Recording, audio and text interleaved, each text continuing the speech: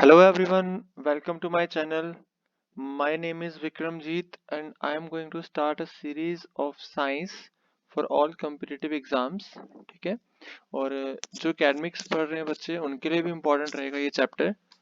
तो जैसा हम आजकल देख रहे हैं कि हर एक एग्जाम के अंदर साइंस के आपको 2 से 3 क्वेश्चन देखने को मिलते हैं। ठीक है। इसके अलावा कुछ एग्जाम्स में पर्टिकुलरली साइंस के लिए अलग से मेंशन किया रहता है कि आपको मतलब 10 मार्क्स की आ रही है या आपको 20 मार्क्स की साइंस आ रही है। ठीक है। तो इस सीरीज में जो मैं फर्स्ट चैप्टर जो मैं स्टार्ट कर रहा हूँ वो है साउंड। ठीक है। तो चलिए ज़्यादा इस चीज़ पे हम डिस्कस नहीं करेंगे क्योंकि ये आप सबको भी पता है कि साइंस जो है वो हर एक कम्पिटिटिव एग्जाम में पूछी जा रही है। ठीक है। चलिए हम स्टार्ट करते हैं। तो ये जो चैप्टर है साउंड, मैं कोशिश करूंगा कि एक ही वीडियो के अंदर मैं इसको खत्म कर दूं। लाइक एक मतलब समझ लो वन शॉट की तरह हम इसको पढ़ेंगे। एक ही वीडियो के अंदर कोशिश करेंगे खत्म करने की। ठीक है। अब सबसे पहले आप देखोगे साउंड क्या होता है। ठीक है। साउंड क्या होता है।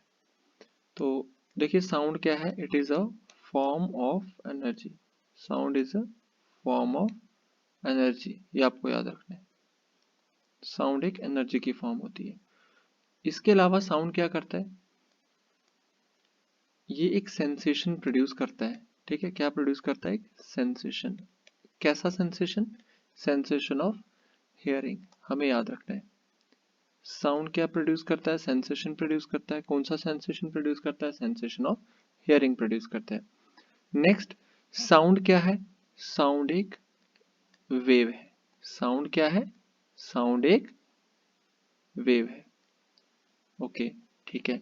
अब साउंड कैसी वेव है, देखिए साउंड एक मैकेनिकल वेव है। कैसी वेव है, एक मैकेनिकल वेव। अब मैकेनिकल वेव क्या होती है, मैकेनिकल वेव वो वेव होती है जिसको ट्रैवल करने के लिए किसी मीडियम की ज़रूरत होती है, किसी मटेरियल या मीडियम की ज़रूरत होती है, वो होती है मैकेनिकल वेव। तो सिंपल सी बात है, साउंड क्या है, एनर्जी की फॉर्म है। साउंड क्या प्रोड्यूस करती है, सेंसेशन ऑफ हियरिंग प्रोड्यूस करती है। साउंड एक वेव है। कैसी वेव है, मैकेनिकल वेव है। मैकेनिकल वेव क्या होती है, जो इसको ट्रैवल करने के लिए मटेरियल या मीडियम की ज़रूरत होती है। तो ये एक छोटी सी इंट्रोडक्शन थी साउंड की। ठीक है। बाकी ये जो इंट्रोडक्टरी पार्ट आपको नज़र आ रहा है ना, ये वाला, देखिए ये सारा हमने इस चैप्टर के अंदर पढ़ना है, तो यहाँ पे इसको हम डिस्कस नहीं करेंगे। और ये जो पीडीएफ आपको नज़र आ रही है, ये हमने एनसीईआरटी ली हुई है।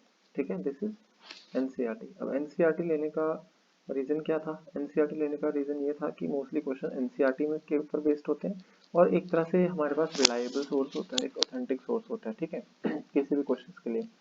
नेक्स्ट आता है प्रोडक्शन ऑफ साउंड। ठीक, नेक्स्ट क्या आता है, प्रोडक्शन ऑफ साउंड। अब साउंड प्रोड्यूस कैसे होता है, देखिए साउंड किससे प्रोड्यूस होता है, साउंड प्रोड्यूस होता है वाइब्रेशन से। किससे प्रोड्यूस होता है, वाइब्रेशन से। ठीक है। जब भी हम किसी भी ऑब्जेक्ट को किसी दूसरे ऑब्जेक्ट के साथ हिट करते हैं ना, तो वहां पे क्या प्रोड्यूस होती है, क्या प्रोड्यूस होती है, साउंड प्रोड्यूस होती है। यानी हमें याद रखना है, साउंड को प्रोड्यूस करने के लिए हमें क्या प्रोड्यूस करनी पड़ती है, वाइब्रेशन प्रोड्यूस करनी पड़ती है। ठीक, क्लियर होगी बात। तो इसके अलावा अगर आप देखोगे साउंड जो होती है ये प्रोपोगेट कैसे करती है, प्रोपोगेट का मतलब होता है ट्रैवल कैसे करती है। ठीक है। तो देखिए यहाँ पे मैंने अभी आपको ये चीज़ बताई थी, यहाँ पे आप देखो, थोड़ा जूम कर देता हूँ इसलिए। देखिए मैंने ये चीज़ अभी आपको बताई थी, sound needs a material medium like air, water, steel या कोई भी मटेरियल मीडियम हो। ठीक है, फॉर इट्स प्रोपोगेशन। क्योंकि साउंड जो है ना वो वैक्यूम में ट्रैवल नहीं कर सकती।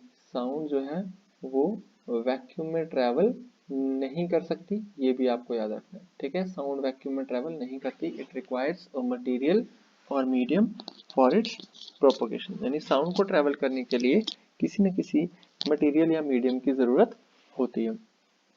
ठीक है। तो यहाँ पे एक एक्सपेरिमेंट दिया हुआ है, देखिए हमें ये करना नहीं है। ऐसे थोड़ा सा आपको मैं बता देता हूँ कि अगर ये मैंने कोई कंटेनर ले रखा है यहाँ पे, ठीक है। इस कंटेनर में अगर आप देखो, अगर इसके अंदर कोई भी साउंड प्रोड्यूस होती है इस कंटेनर के अंदर, वो साउंड आपको बाहर सुनाई नहीं देगी, ठीक है, वो आप बाहर नहीं सुन सकते। लेकिन यहाँ पे आपको एक चीज का ध्यान रखना है कि ये जो हमने ऊपर ये कॉर्क लगाया हुआ है, ठीक है, यहाँ से साउंड बाहर ना आए, ठीक है, क्योंकि अगर साउंड यहाँ से बाहर आएंगी तब तो हम सुन पाएंगे, अदरवाइज अगर ये कॉर्क बंद होगा साउंड ट्रेवल नहीं कर पाएगी, क्योंकि वाइब्रेशंस आगे प्रोड्यूस नहीं होंगी। इसीलिए साउंड को क्या करना है, अगर ट्रैवल करना है तो उसको मटेरियल मीडियम की जरूरत होती है। आपने सुना होगा, अगर जैसे आप मून के ऊपर जाते हो ना, अगर आप कभी मून के ऊपर जाते हो, क्योंकि मून के ऊपर देयर इज नो एटमॉस्फेयर, वहां पे एटमॉस्फेयर होता ही नहीं है, मून के ऊपर एटमॉस्फेयर नहीं होता, ठीक है। एटमॉस्फेयर नहीं होता ना, तो हम एक दूसरे से कम्युनिकेट भी नहीं कर सकते, ठीक है, कम्युनिकेट नहीं कर सकते एक दूसरे से, क्योंकि कम्युनिकेट होगा कैसे, वहां पे एटमॉस्फेयर नहीं है ना, तो वहां पे डिस्टरबेंस प्रोड्यूस नहीं होगी। क्या प्रोड्यूस नहीं होगी? डिस्टरबेंस प्रोड्यूस नहीं होगी। और साउंड को ट्रेवल करने के लिए डिस्टरबेंस की जरूरत होती है, ठीक है। अब ये डिस्टरबेंस क्या है, देखिए जब हम किसी भी ऑब्जेक्ट में वाइब्रेशंस प्रोड्यूस करते हैं ना, जब हम वाइब्रेशंस प्रोड्यूस करते हैं, वो वाइब्रेशंस क्या कॉज करती हैं, डिस्टरबेंस कॉज करती हैं। वही डिस्टरबेंस क्या करती है, आगे ट्रेवल करती है, ठीक है, और उसी वजह से हम किसी भी चीज को सुन पाते हैं, ठीक।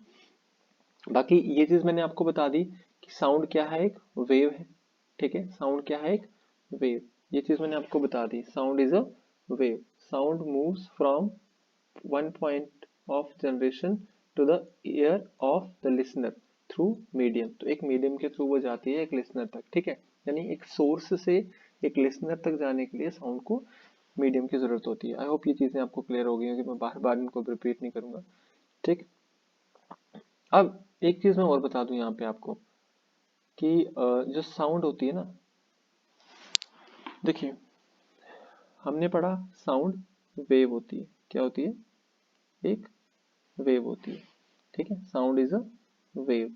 अब यहाँ पे भी एक तो हमने पढ़ा कि साउंड मैकेनिकल वेव है, इसके अलावा हमें ये भी याद रखना है कि साउंड वेव जो होती है वो लॉन्गिट्यूडनल होती है। कैसी होती है?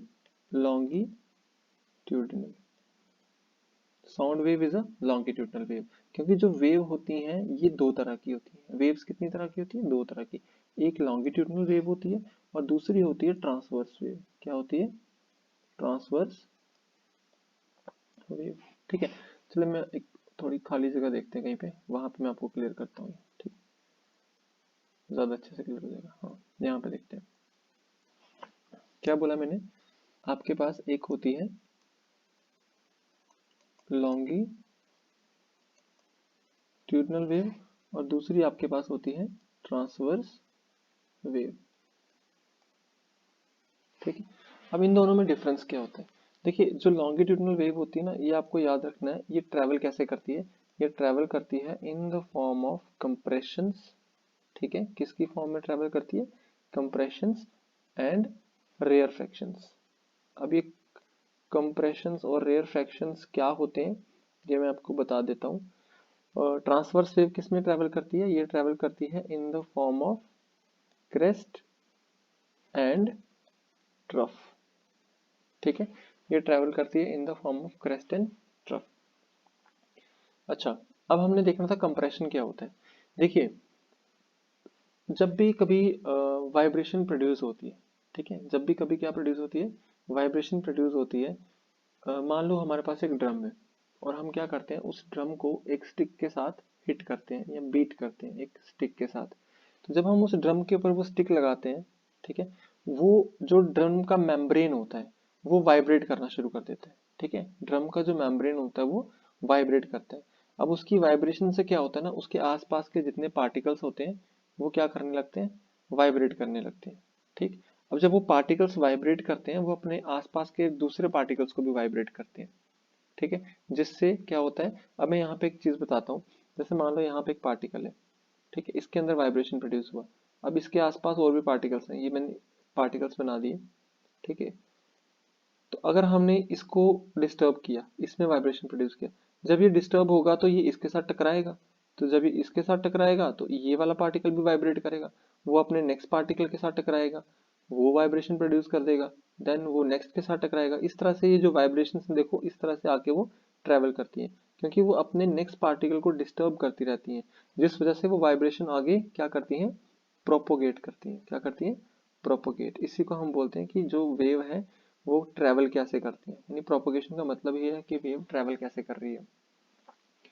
अच्छा, अब देखिए कंप्रेशन क्या रहता है। जब ये वाइब्रेशन प्रोड्यूस होती है, अगर क्या हो ड्यूरिंग वाइब्रेशन पार्टिकल समझ लो ऐसे बिल्कुल क्लोज क्लोज है, ठीक है, पार्टिकल्स बिल्कुल क्लोज क्लोज है, ठीक है। और कभी कभी ऐसा होता है कि पार्टिकल्स कहीं कहीं पे दूर होते हैं, कहीं कहीं पे पार्टिकल्स दूर होते हैं, ठीक है।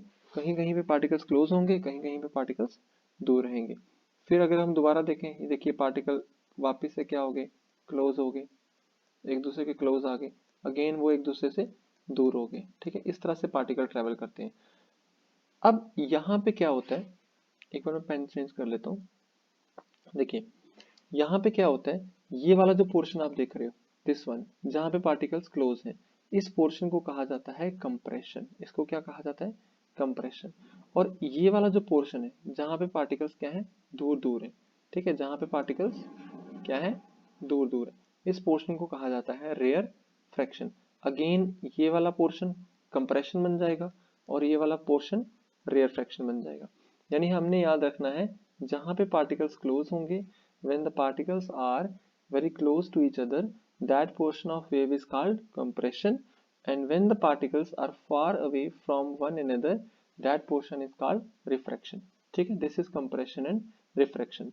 अगर हम बात करते हैं ट्रांसवर्स वेव की, ठीक है, अगर हम बात करते हैं ट्रांसवर्स वेव की, तो देखिए ट्रांसवर्स वेव कैसे चलती है। इसमें क्या होता है, ट्रांसवर्स वेव चलती है, इसमें हम एक मीन पोजीशन ले लेते हैं, this is the mean position. ये आप देखो ये क्या है, मीन पोजीशन है, ठीक है। तो अब इसमें क्या होगा, जैसे हम यहाँ से एक सेकेंड, देखिए इसमें वेव इस तरह से चलती है, ठीक है। आधा हाफ वेव का अपर साइड रहता है इस मीन पोजीशन के, आधा हाफ लोअर साइड, अगेन आधा हाफ अपर साइड, आधा हाफ लोअर साइड, ठीक है। इस तरह से ये वेव क्या करती है, ट्रेवल करती है, इस तरह से ये वेव ट्रेवल करती है। अब यहाँ पे ये जो आप देख रहे हो ना, इनको कहा जाता है, ये जो upper side of mean position, यानी ये जो लाइन मैंने ड्रॉ की थी, इट वाज मीन पोजीशन, ये क्या था, मीन पोजीशन थी। अब मीन पोजीशन से जो ऊपर वाली तरफ आप देख रहे हो वेव, इसको कहते हैं क्रेस्ट। क्या कहते हैं इसको, क्रेस्ट। और जो लोअर साइड पे आप देखते हो इसको कहते हैं trough, this is called trough, ठीक है।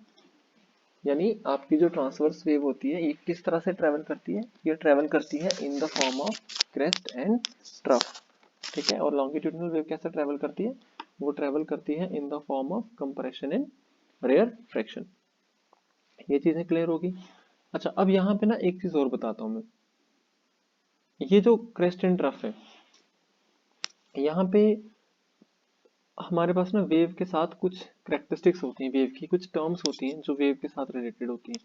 जैसे हमें पता होना चाहिए कि एम्पलीट्यूड क्या होता है, ठीक है, एम्पलीट्यूड क्या होता है, हमें पता होना चाहिए कि वेवलेंथ क्या होती है, ठीक, वेवलेंथ क्या होती है, हमें पता होना चाहिए फ्रीक्वेंसी क्या होती है, देन इसके बाद वेव स्पीड क्या होती है, ठीक है, वेव स्पीड क्या होती है, देन टाइम पीरियड क्या होता है, ठीक। ये सारी टर्म्स जो है ना, ये सारी टर्म्स हमने डिस्कस करनी है कि what is amplitude, what is wavelength, what is frequency, what is time period, what is wave speed. अब देखिए एक एक करके सबको डिस्कस करते हैं। सबसे पहले हम बात करते हैं एम्पलीट्यूड की, ठीक है, सबसे पहले बात करते हैं एम्पलीट्यूड की।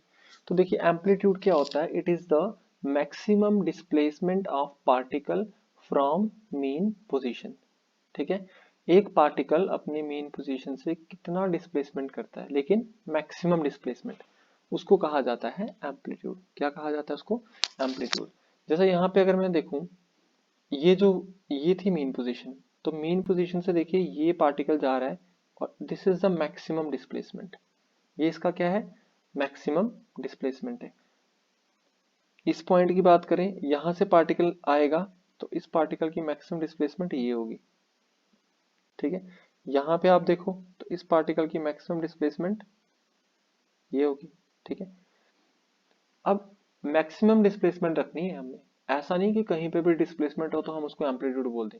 जैसे मान लो मैं ये यहाँ से लेता हूँ पार्टिकल और ये पार्टिकल इधर तक जाता है, तो ये इसका एम्पलीट्यूड नहीं है, ठीक है। This is not amplitude, amplitude होगा ये, this is amplitude, this is amplitude, यानी जो मैक्सिमम डिस्प्लेसमेंट होगा। तो इस मैक्सिमम डिस्प्लेसमेंट को हम क्या कहेंगे, इसको हम कहेंगे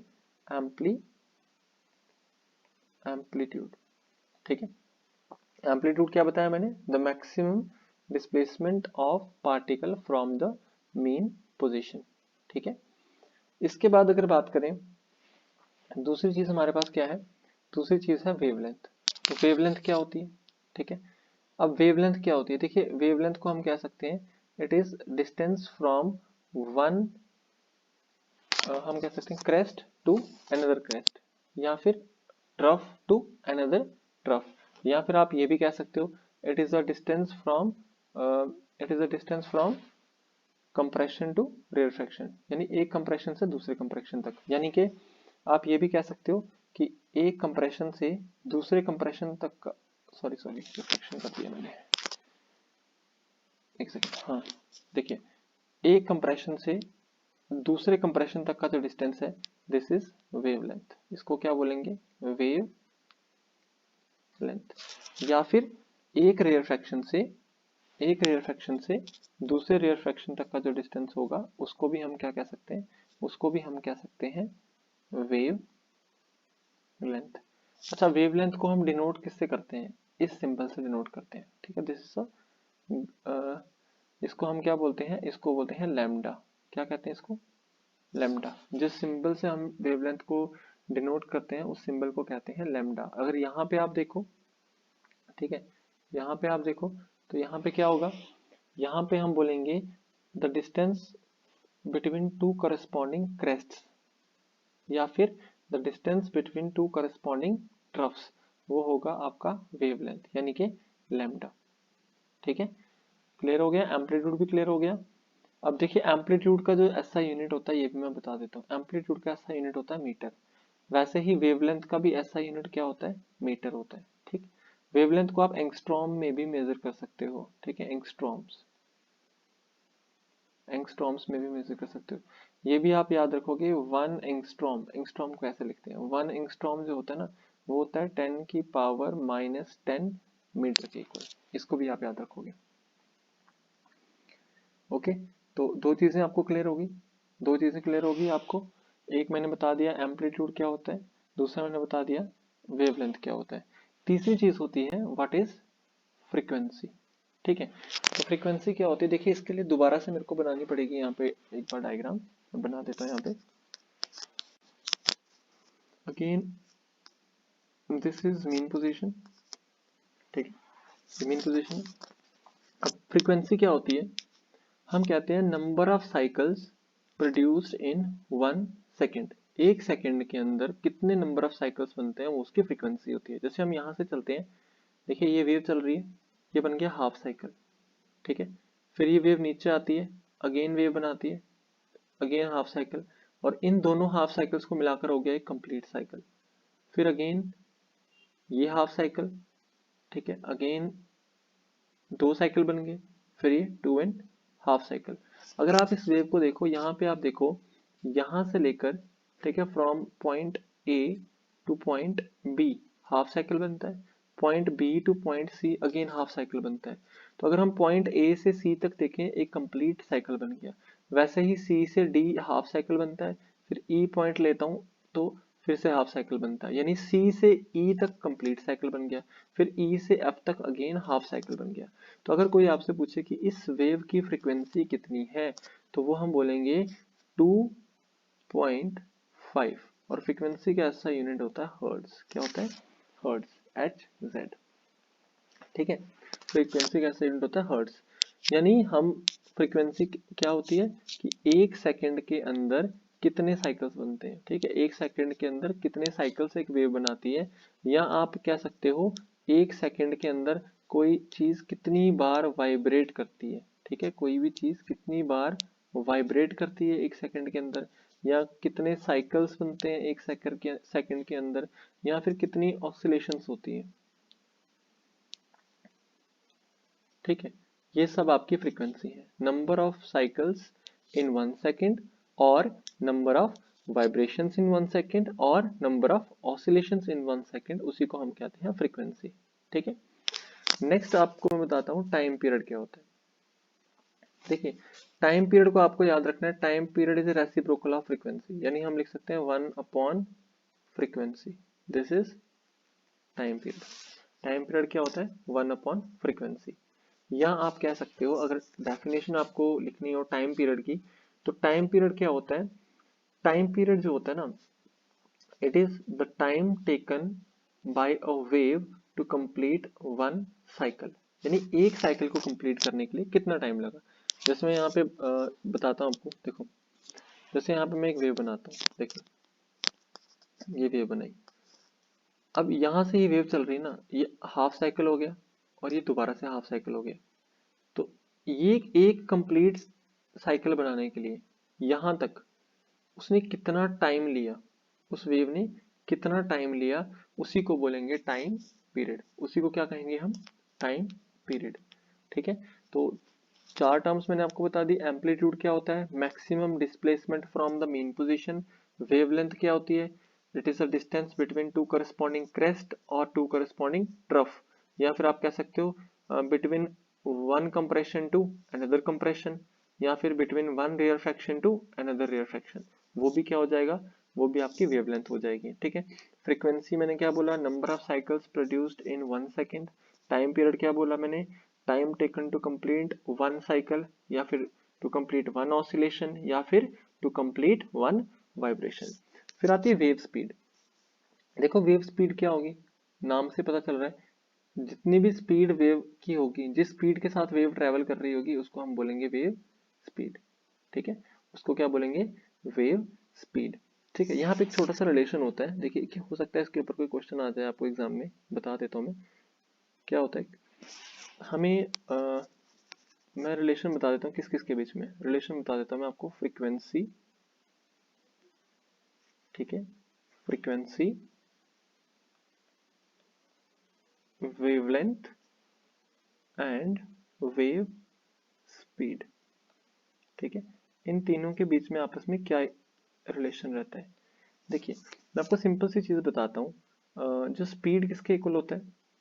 देखिए स्पीड होता है डिस्टेंस अपॉन टाइम के इक्वल। स्पीड किसके इक्वल होता है? डिस्टेंस अपॉन टाइम के इक्वल।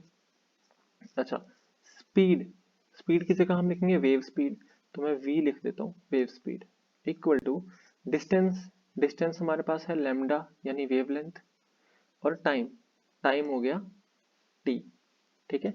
अब थोड़ा सा तो आपको आइडिया होगा मैथ का, हम इसको ऐसे लिख सकते हैं ना, लैम्डा इंटू 1/t, t को अलग कर दिया हमने, ठीक है। अब ये जो 1/t था, ये किसके इक्वल था? ये मैं आपको बताता हूँ। देखिए जैसे मैंने आपको यहाँ पे बोला कि टाइम पीरियड किसके इक्वल होता है? 1/फ्रीक्वेंसी, यानी टाइम पीरियड किसके इक्वल होता है? 1/फ्रीक्वेंसी के इक्वल। वैसे ही अगर हम बात करें, फ्रीक्वेंसी किसके इक्वल होती है? 1/टाइम के इक्वल, यानी 1/टाइम किसके इक्वल होता है? फ्रीक्वेंसी के इक्वल होता है।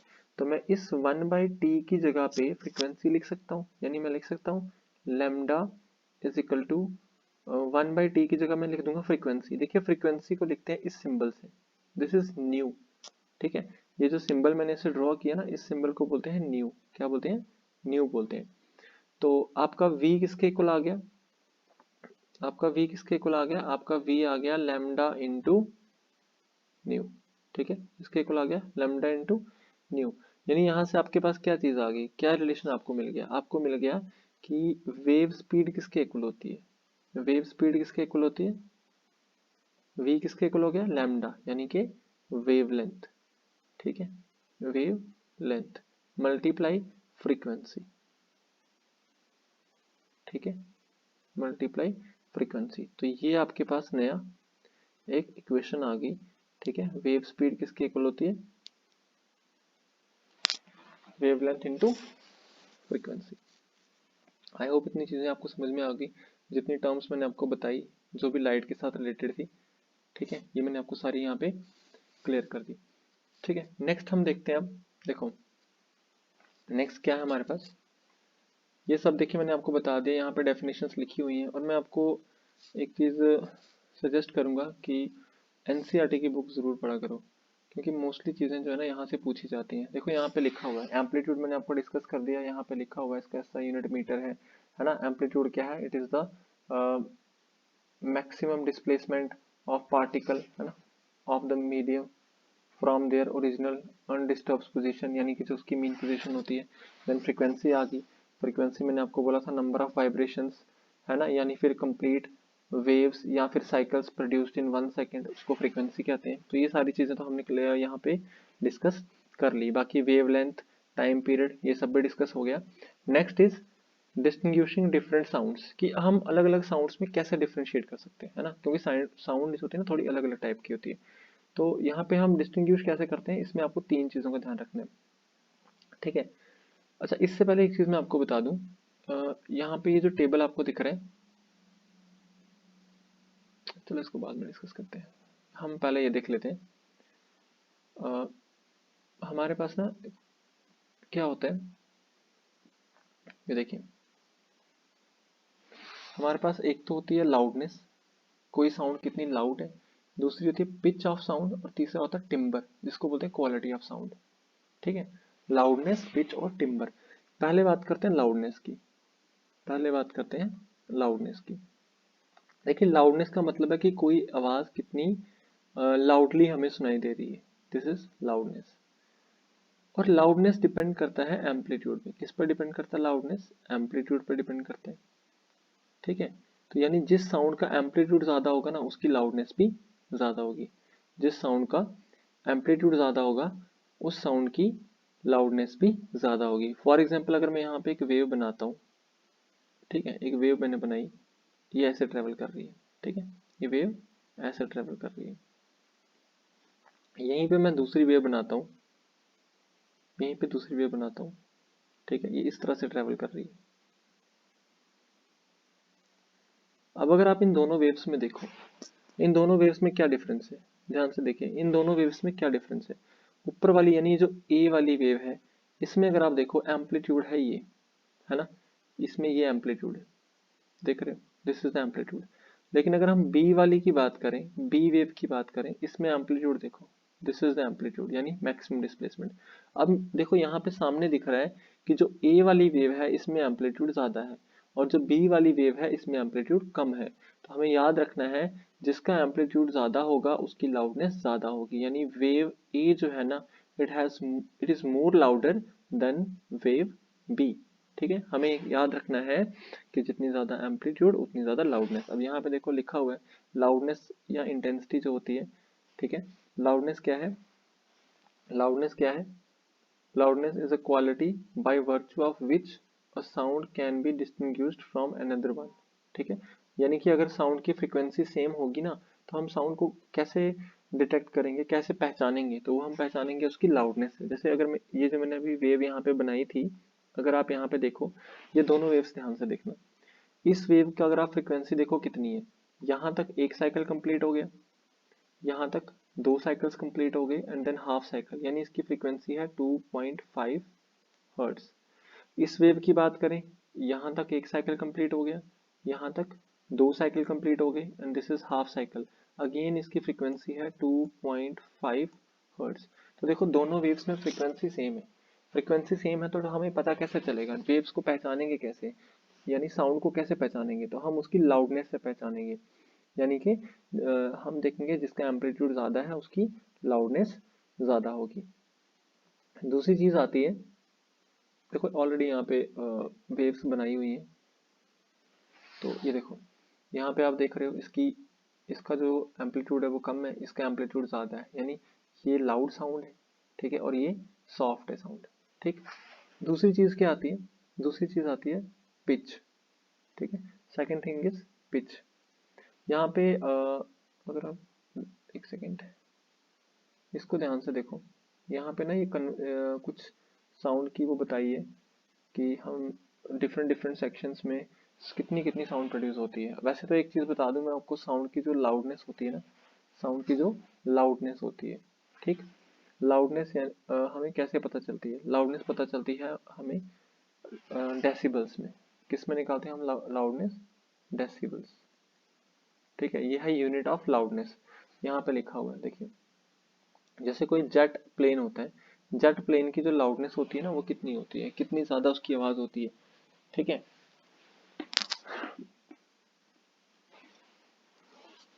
इसकी जो लाउडनेस है 140 डेसिबल के अराउंड होती है, जो अनबेरेबल होती है, ठीक है। या आपको इसमें से कुछ इंपॉर्टेंट याद रखनी है। जैसे फैक्ट्री का पता होना चाहिए कि जो एवरेज फैक्ट्रीज होती हैं उनकी कितनी लाउडनेस होती है, तो उसमें 80 डेसिबल्स आता है। कितना आता है? 80 डेसिबल्स। देखिए डी बी कैसे लिखते हैं, डी छोटा लिखा जाता है और बी बड़ा लिखा जाता है। तो 80 डेसिबल्स की साउंड प्रोड्यूस होती है, ठीक है, फैक्ट्रीज के अंदर। उसके बाद अगर हम देखें सिटी ट्रैफिक में कितना होता है, सिटी ट्रैफिक में देखो 70 के आसपास, ठीक है। जो हम नॉर्मल कन्वर्जेशंस करते हैं 60 के आसपास, ठीक है। उसके बाद जो विस्परिंग होती है, सॉफ्ट विस्परिंग, उसमें 30 के आसपास होता है, ठीक है। ये है loudness of sound, okay. Then इसके बाद बात करते हैं पिच की, ठीक है। पिच क्या होता है? देखिए पिच डिपेंड करती है फ्रीक्वेंसी पे, ठीक है। पिच किस पे डिपेंड करती है? फ्रीक्वेंसी पे डिपेंड करती है। जितनी ज़्यादा फ्रीक्वेंसी होगी उतनी ज़्यादा पिच होती है साउंड की।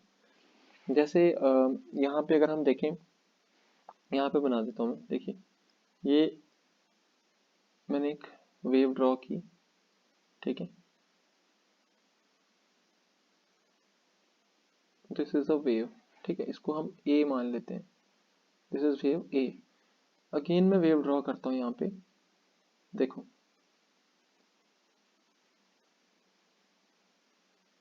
दिस इज वेव बी, ठीक है, दिस इज वेव बी। अब अगर हम दोनों में देखें, दोनों में क्या डिफरेंस है? देखिए इनका जो एम्पलीट्यूड है ना ऑलमोस्ट सेम सेम है। अगर हम देखें इसका एम्पलीट्यूड ये रहेगा और इसका एम्पलीट्यूड ये रहेगा, तो ऑलमोस्ट एम्पलीट्यूड तो सेम सेम है, बट डिफरेंस कहाँ है? ऊपर फर्स्ट अगर हम ए वेव की बात करें, यहाँ तक एक साइकिल हो गया, यहाँ तक दो साइकिल हो गए, एंड ये कितने साइकिल्स बना रहा है? 2.5 हर्ट्स। इसकी फ्रीक्वेंसी है 2.5 हर्ट्स, 2.5 साइकिल बना रहा है। दूसरे की अगर हम बात करें ना, कितने साइकिल्स बना रहा है? एक साइकिल, दो साइकिल्स, तीन साइकिल्स एंड हाफ, यानी इसके बन गए 3.5 हर्ट्स। तो दोनों की फ्रीक्वेंसी में फर्क है। यानी जहाँ पे एम्पलीट्यूड सेम होता है ना, वहाँ पे हम साउंड को फ्रीक्वेंसी के बेसिस पे पहचानते हैं। और देखना, जिस साउंड की फ्रीक्वेंसी क्या होगी, जिस साउंड की फ्रीक्वेंसी ज़्यादा होगी यानी उसी साउंड का पिच ज़्यादा होगा।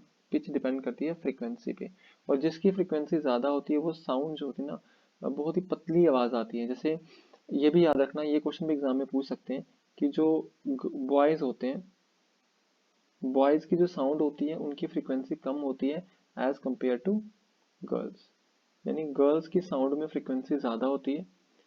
अभी यहाँ पे मैं ये नहीं लिख रहा कि girls are greater than boys, but मैं ये कह रहा हूँ कि फ्रीक्वेंसी ऑफ गर्ल्स, फ्रीक्वेंसी जो होती है ना गर्ल्स की, ठीक है, गर्ल्स में जो फ्रीक्वेंसी होती है साउंड की, frequency of sound in girls, it is more than frequency of sound in boys. ये आपको याद रखना है, इंपॉर्टेंट क्वेश्चन है। तीसरी चीज आती है क्वालिटी, या जिसको हम टिम्बर भी कहते हैं। देखिए ये कब होता है? जब फ्रीक्वेंसी भी सेम हो, लाउडनेस भी सेम हो, तब हम क्वालिटी चेक करते हैं। और ये मोस्टली जो होता है ना क्वालिटी, ये जो हमारे म्यूजिकल इंस्ट्रूमेंट्स होते हैं उनमें ये यूज होता है, ठीक है। मोस्टली कहाँ यूज होता है? म्यूजिकल इंस्ट्रूमेंट्स के अंदर। यहाँ पे आप याद रखोगे, जो सिंगल फ्रीक्वेंसी की साउंड होती है ना, उसको टोन कहते हैं। उसको क्या कहते हैं? टोन कहते हैं। और जहाँ पे कलेक्शन ऑफ टोन्स होती हैं उसको कहते हैं नोट। क्या कहते हैं? नोट। क्लियर? यहाँ पे ये टिम्बर हम तब देखते हैं जब फ्रीक्वेंसी और एम्पलीट्यूड दोनों क्या हो? सेम हो, ठीक है। देन नेक्स्ट पे मूव करते हैं।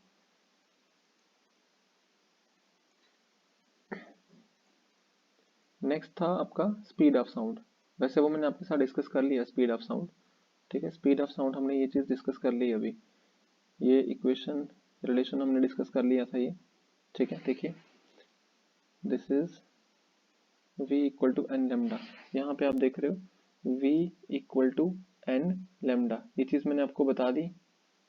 यहाँ पे v equal to n lambda मैंने आपको अभी बताया था, v आपकी वेलोसिटी है equal to n, n frequency है, n लिखो या ईटा लिखो एक ही बात है, दिस इज फ्रीक्वेंसी, ठीक है।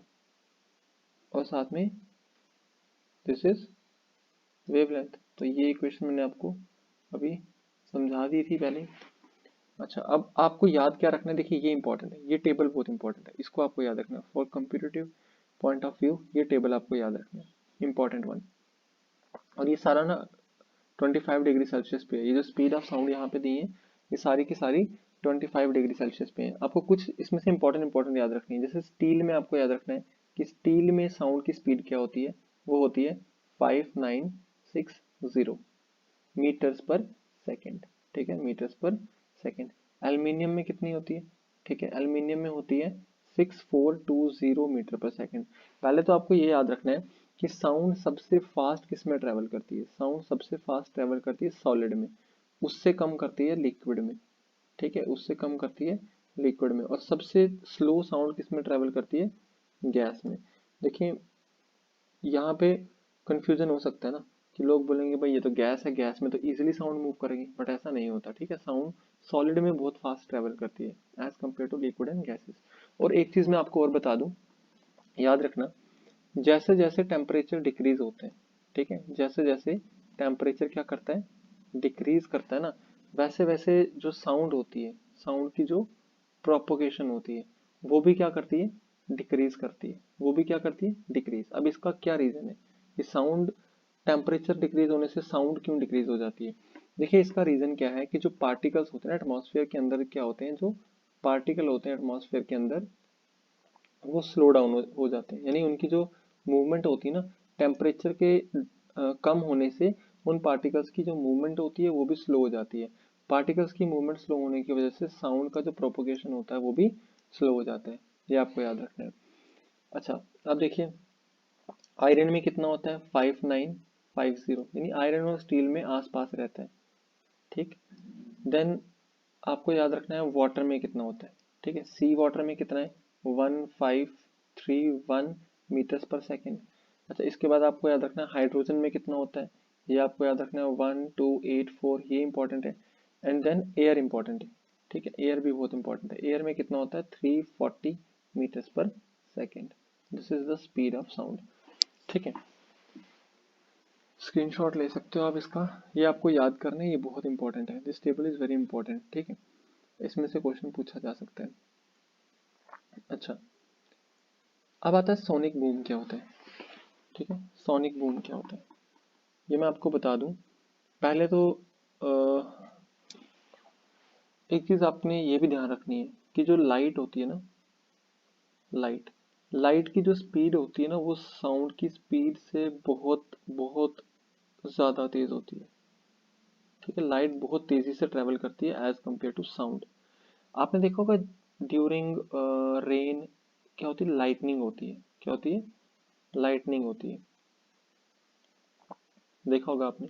जब बारिश बहुत ज्यादा होती है ना, तो उस टाइम पे क्या होता है, लाइटनिंग होती है, मतलब बादल गरजते हैं। तो जब बादल गरजते हैं ना, बादल के गरजने से पहले हमें लाइट दिखाई देती है, उसके बाद हम साउंड सुनते हैं, तो उसका भी यही रीजन होता है, क्योंकि लाइट की स्पीड बहुत ज्यादा होती है। लाइट जो है ना वो 1 सेकेंड में 3 लाख किलोमीटर ट्रेवल करती है, 1 सेकेंड में लाइट 3 लाख किलोमीटर ट्रेवल करती है पर सेकेंड। जबकि साउंड का हमने क्या देखा, अगर हम एयर की बात करें, साउंड ट्रेवल करती है 340 मीटर्स पर सेकेंड, तो बहुत ज्यादा डिफरेंस है, ठीक है। अब होता क्या है, जब ये जो मोस्टली जो ये बुलेट्स होती हैं या जेट एयरक्राफ्ट होते हैं, इनकी स्पीड ना बहुत ज़्यादा होती है, इवन साउंड से भी ज़्यादा स्पीड से ये ट्रैवल करते हैं, ठीक है। तो आपने कभी ऐसा ऑब्जर्व किया होगा, जब भी कभी जो जेट प्लेन होते हैं ना, एयरक्राफ्ट, जब ये हमारे सर के ऊपर से यानी कि आसमान में से जब ये गुजरते हैं, तो अगर हम ऊपर देखें, इनकी जो साउंड होती है ना बहुत पीछे होती है, जो प्लेन होता है वो काफ़ी आगे जा चुका होता है ना, मतलब मान लो प्लेन यहाँ पे है बट आपको साउंड यहाँ पे सुनाई देगी। उसका रीजन क्या है कि प्लेन बहुत फास्ट ट्रेवल कर रहा है as compare to sound. As compare to sound ये प्लेन बहुत फास्ट ट्रेवल कर रहा है, तो साउंड उतना फास्ट ट्रेवल नहीं कर पाती, इसलिए वो पीछे रह जाती है। ठीक है, तो क्या लिखा हुआ देखिए, when the speed of any object exceeds the speed of sound in air, ठीक है, it is said to be travelling at a supersonic speed. उसकी स्पीड को हम मान लेते हैं सुपरसोनिक स्पीड। ठीक, तो जब कोई ऑब्जेक्ट इतनी ज्यादा स्पीड से ट्रेवल करता है तो जो साउंड होती है एयर में वो क्या प्रोड्यूस करती है, उस टाइम पे शॉक वेव्स प्रोड्यूस करती है। क्या प्रोड्यूस करती है? शॉक वेव्स प्रोड्यूस करती है। ठीक है, और ये जो शॉक वेव्स होती हैं they carry a large amount of energy, ये याद रखना। देखिए भाई, इनके अंदर इतनी एनर्जी होती है ना कि अगर कोई जेट आपके मतलब आपका जो घर है, आपकी जो बिल्डिंग है उसके क्लोज से गुजर जाए ना, तो हमारी मतलब जो बिल्डिंग्स वगैरह होती हैं उनके जो ग्लासेस होते हैं, विंडो पेन्स होते हैं, वो शैटर कर जाते हैं, टूट जाते हैं। इतनी ज़्यादा एनर्जी होती है इसके अंदर, है ना। इसीलिए तो मैंने स्टार्टिंग में आपसे कहा था sound is a form of energy, है ना। तो ये आपको याद रखना है। और ये जो साउंड्स होती हैं बहुत ज़्यादा क्या प्रोड्यूस करती हैं, लाउड साउंड प्रोड्यूस करती हैं। ये जो शॉक वेव्स होती हैं बहुत ही लाउड साउंड प्रोड्यूस करती हैं। इसी लाउड साउंड को हम क्या बोलते हैं? Sonic boom. ठीक है, इसी को क्या कहते हैं? Sonic boom. The shock waves produced by an aircraft have energy to shatter glass and even damage building. देखिए अभी मैंने आपसे कहा ना कि इनके अंदर इतनी एनर्जी होती है कि ग्लासेस को भी शैटर कर सकती है and even it can damage the building. ठीक है, ये हो गया आपका स्पीड जो साउंड की अलग अलग मीडियम्स में होती है। देन बात करते हैं नेक्स्ट चीज जो क्या है, वो है रिफ्लेक्शन ऑफ साउंड। ठीक है, जैसे लाइट में होता है ना, लाइट रिफ्लेक्ट करती है, वो उसी को वैसे ही हमारी जो साउंड है ये भी ट्रेवल करती है। अब यहाँ पे ये कुछ इंपॉर्टेंट पॉइंट्स हैं, इनको देख लेते हैं। देखिए क्या बोल रहा है कि sound travel about 5 times faster in water than in air. क्योंकि मैंने अभी आपसे कहा ना कि साउंड जो होता है वो सबसे तेज सॉलिड में ट्रेवल करता है, then liquid and fine last में अगर हम देखें तो एयर है। ठीक है, अब ये देखो speed of sound is in sea water is very large. ये है speed of sound in sea water. ठीक है, two halves in the sea which are even hundreds of kilometers away can talk to each other very easily through the sea water। अब ये क्या करा, sorry, यानी जो दो वेल्स होती हैं, ठीक है, अगर वो 100 of kilometers भी एक दूसरे से दूर है ना, तब भी वो क्या कर सकती हैं, एक दूसरे से बात कर सकती है। क्योंकि पानी के अंदर साउंड की स्पीड बहुत ज्यादा होती है एज कम्पेयर टू एयर। आप खुद ही सोच लो ना, एयर के अंदर 340 है, पानी के अंदर 1530 मीटर्स पर सेकेंड है। यहाँ से कंफ्यूज मत होना, यहाँ से कंफ्यूज मत होना, ये किलोमीटर पर आवर में दिया हुआ है। ठीक है, this is in kilometre per hour, ये मीटर पर सेकंड में है, तो आप ये नहीं समझना कि ये ज्यादा है। ठीक है, ये वाली साउंड ज्यादा है, ये स्पीड जो है ना ये ज्यादा है।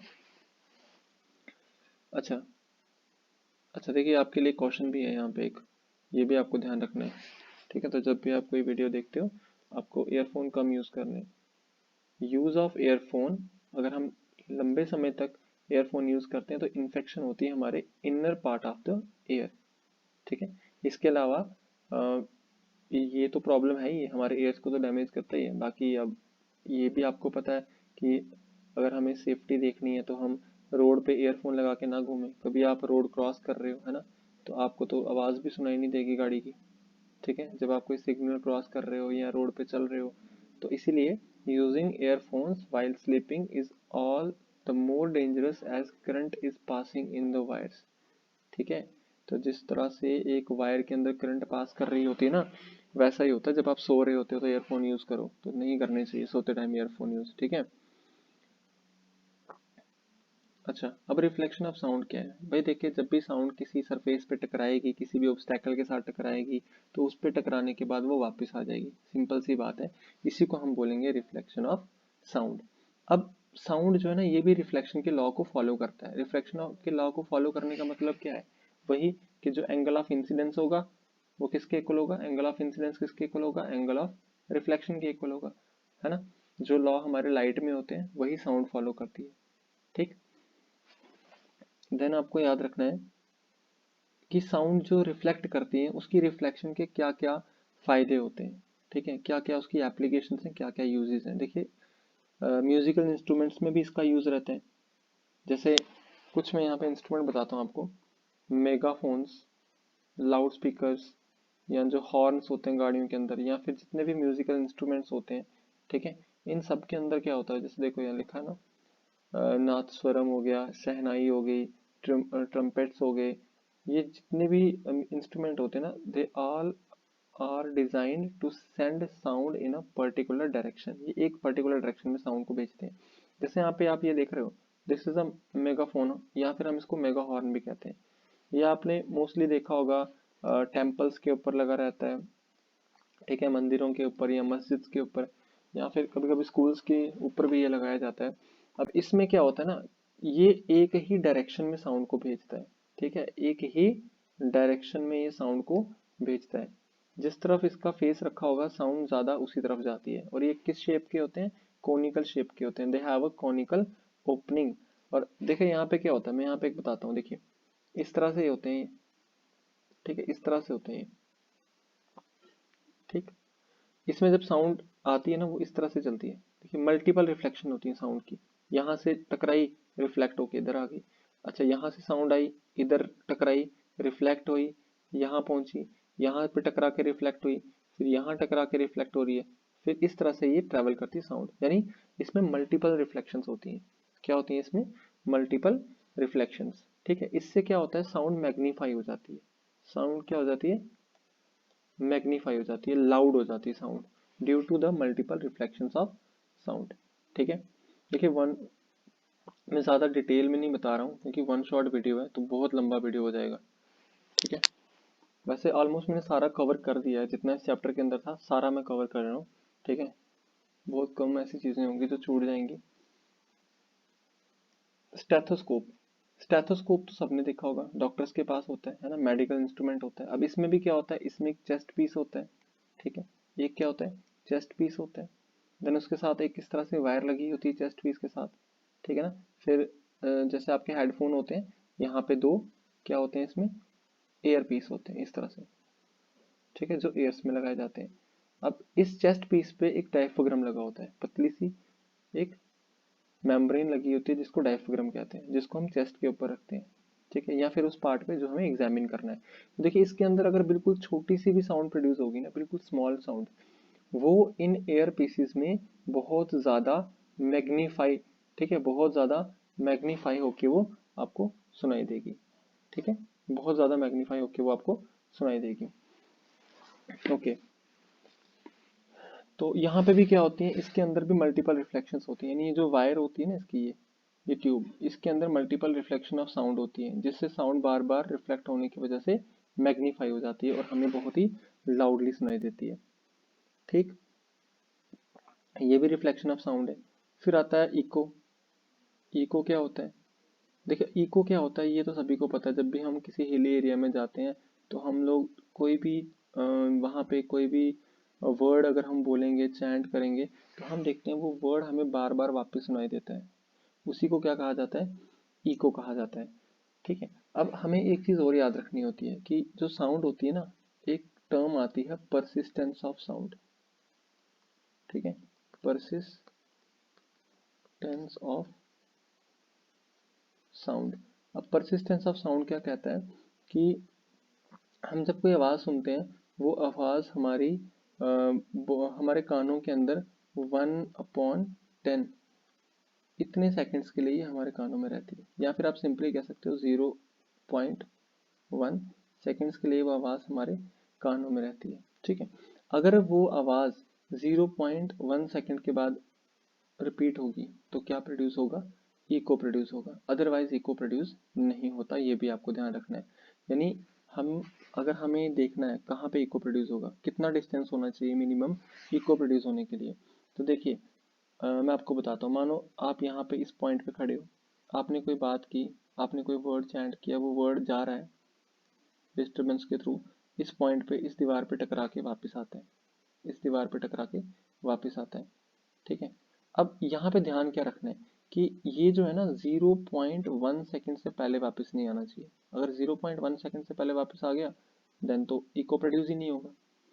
तो चलिए हम निकालते हैं। हमें पता है डिस्टेंस किसके इक्वल होता है, स्पीड इनटू टाइम के इक्वल। अब डिस्टेंस कितना है, देखिए मैं x मान लेता हूँ, बट वो वापस भी तो आ रहा है, तो वापस आने का भी सेम डिस्टेंस होगा, यानी टोटल डिस्टेंस कितना हो गया, 2x हो गया। 2x इज इक्वल टू, अच्छा स्पीड, स्पीड ऑफ साउंड कितनी है, हम एयर की बात कर रहे हैं, 340 मल्टीप्लाई टाइम। अच्छा टाइम क्या होगा भाई, टाइम क्या होगा, टाइम तो हम नोट कर सकते हैं ना, लेकिन यहाँ पे क्योंकि हम इको की बात कर रहे हैं तो टाइम हम लेंगे 1/10 यानी 0.1 सेकेंड। अब यहाँ पे देखिए ये 0 और ये 0 कैंसिल हो जाता है, तो आपके पास क्या बचता है, 2x इज इक्वल टू 34, या फिर आप लिख सकते हो x is equal to 34 upon में 2, ये कट जाता है किसके साथ, 17 के साथ, तो x कितना आ जाता है आपका 17 मीटर।